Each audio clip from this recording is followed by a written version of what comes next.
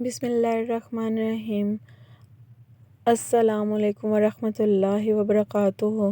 معزز سامعین، welcome back to my channel صراط مستقیم۔ اے اللہ ہم سب کو سیدھے راستے پہ چلنے کی توفیق عطا فرما۔ ابھی تک میرے چینل کو سبسکرائب نہیں کیا تو جلدی سے میرے چینل کو لائک کریں، سبسکرائب کریں اور شیئر کریں، اور بیل آئیکن کو دبانا مت بھولیں۔ چلیے سٹارٹ کرتے ہیں آج کی ویڈیو۔ آج کا ہمارا ٹاپک ہے حضرت محمد صلی اللہ علیہ وآلہ وسلم اور سراقہ بن مالک کا واقعہ۔ دو اونٹنیوں کا قافلہ تیزی سے یثرب کی طرف رواں دواں تھا۔ اب بنی مدلج کے علاقے قدید سے گزر رہا تھا۔ ان اونٹنیوں پر 4 افراد سوار تھے۔ ان میں ایک بزرگ جس کی داڑھی کے کچھ بال سفید ہو چکے تھے، بڑی بےتابی سے کبھی آگے کبھی پیچھے دیکھ رہے تھے، گویا کسی بھی خطرے کو بھانپ کر اس کا مقابلہ کرنے کی دھن میں تھے۔ یہ صدیق اکبر رضی اللہ تعالیٰ عنہ تھے۔ اس قافلے کے سربراہ امام الانبیاء، کائنات کے امام، سید البشر محمد رسول صلی اللہ علیہ وآلہ وسلم تھے۔ ادھر بنو مدلج کے سردار سراقہ بن مالک اپنے گھر میں اپنے حواریوں سمیت بیٹھا گفتگو کر رہا تھا۔ اچانک ایک شخص اندر داخل ہوا، کہنے لگا، سراقہ، میرا خیال ہے کہ محمد صلی اللہ علیہ وآلہ وسلم اس وقت اپنے ساتھیوں سمیت ساحل سمندر سے گزر رہے ہیں۔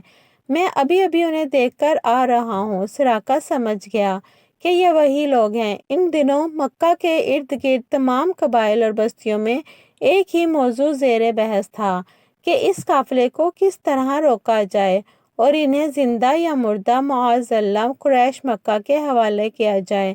اس مذموم کارروائی کے لیے 100 سرخ اونٹوں کا انعام مقرر تھا، اور یہ اتنا بڑا انعام تھا کہ اسے حاصل کرنے کے لیے ہر شخص بے قرار تھا۔ سراقہ نے پہلو بدلا۔ اس کے ذہن میں یہ خیال بجلی کی طرح کوند گیا کہ یہ انعام مجھے ملنا چاہیے۔ آخر میں اس قبیلے کا سردار ہوں اور یہ قافلہ میرے علاقے سے گزر رہا ہے، میں اس پر قابو پا سکتا ہوں، لیکن اگر کوئی شخص میرے ساتھ اس قافلے پر قابو پانے میں شریک ہوتا ہے تو انعام تقسیم ہو سکتا ہے۔ اس نے ایک لمحے سوچا، پھر اس شخص کو گھورتے ہوئے کہا، تمہارا اندازہ غلط ہے۔ بھلا محمد صلی اللہ علیہ وآلہ وسلم یہاں سے کہاں گزر سکتے ہیں؟ یہ وہ لوگ نہیں، بلکہ تم نے کسی اور کو دیکھا ہے جو تمہاری نظروں کے سامنے سے گزرے ہیں۔ قافلے کی خبر دینے والا شخص خجالت محسوس کر رہا تھا۔ ادھر سراقہ نے اپنی لونڈی کو طلب کیا اور اس کے کان میں کہا، فوراً میرے گھوڑے پر زین کسو اور اسے تیار کر کے فلاں جگہ کھڑی ہو جاؤ۔ خبردار کسی کو کانوں کان خبر نہ ہو، میں تھوڑی دیر میں آ رہا ہوں۔ جلدی کرنا، تاخیر ہرگز نہیں ہونی چاہیے۔ پھر وہ اہل مجلس کے ساتھ کسی اور موضوع پر گفتگو کرنے لگا۔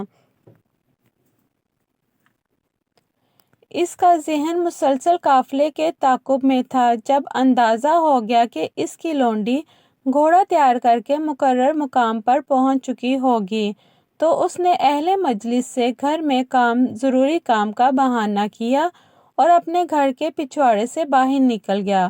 اس نے نیزہ سنبھالا، گھوڑے پر سوار ہو کر اسے قافلے کی طرف دوڑایا۔ گھوڑا پوری قوت سے سر پٹ دوڑ رہا تھا۔ اچانک گھوڑا پھسلا اور سراقہ نیچے گر پڑا۔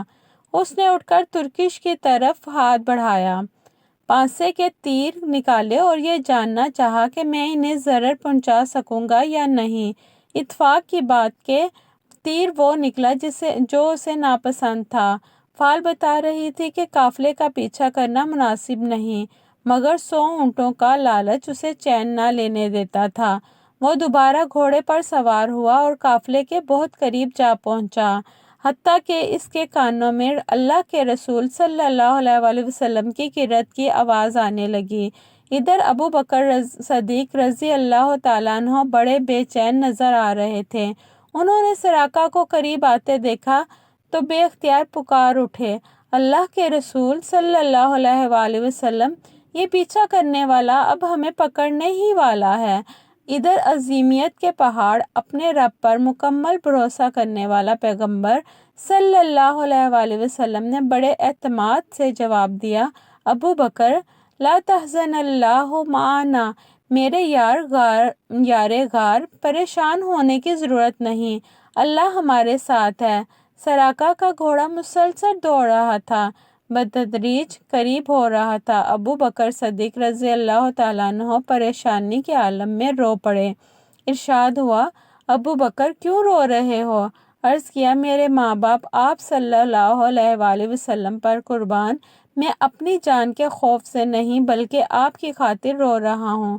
رسالت مآب صلی اللہ علیہ وآلہ وسلم کے ہاتھ بے اختیار آسمان کی طرف اٹھ گئے۔ بارگاہ الہی میں عرض کیا، اے اللہ، تو جسے چاہے اس سے ہمیں بچا لے۔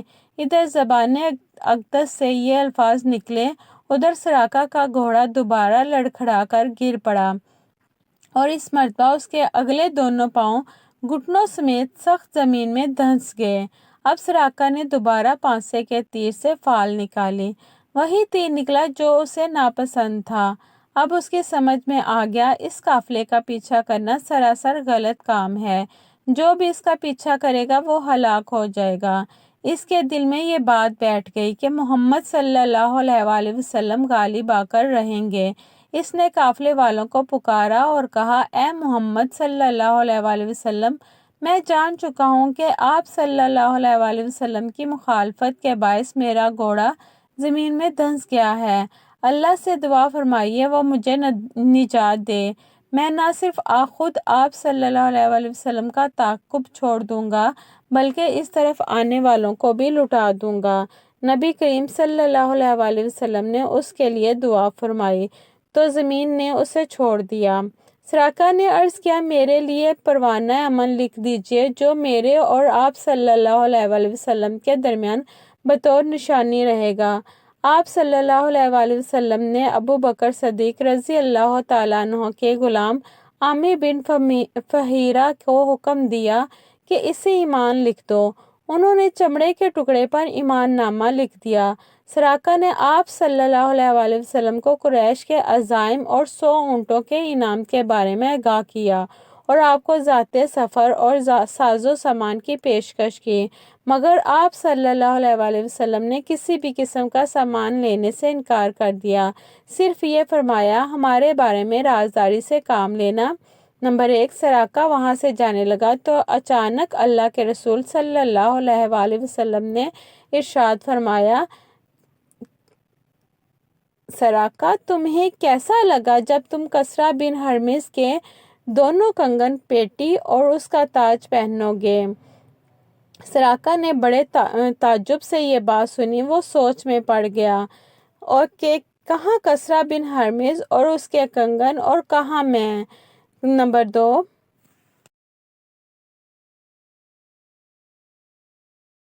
اس کے بعد قافلہ یثرب کی طرف بڑھ گیا۔ سراقہ واپس آیا تو دیکھا کہ لوگ قافلہ کی تلاش میں سرگرداں ہیں۔ سراقہ کہنے لگا، ادھر کی کھوج خبر تو میں دور دور تک کر چکا ہوں، تمہیں اس طرف جانے کی کوئی ضرورت نہیں، میں تمہارے حصے کا کام کر چکا ہوں۔ پھر جب اللہ کے رسول صلی اللہ علیہ وآلہ وسلم بحفاظت مدینہ منورہ پہنچ گئے تو سراقہ نے لوگوں کو یہ واقعہ سنایا۔ سراقہ نے ایمان نامہ سنبھال کر رکھا۔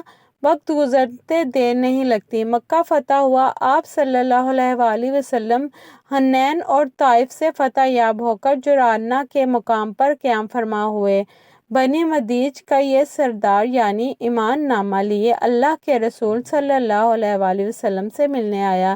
بدو آدمی تھا، تمام رکاوٹوں کو عبور کرتا آگے بڑھ رہا تھا۔ انصار کے ایک گھوڑ سوار نے اسے روکا کہ ارے کہاں منہ اٹھائے جا رہے ہو؟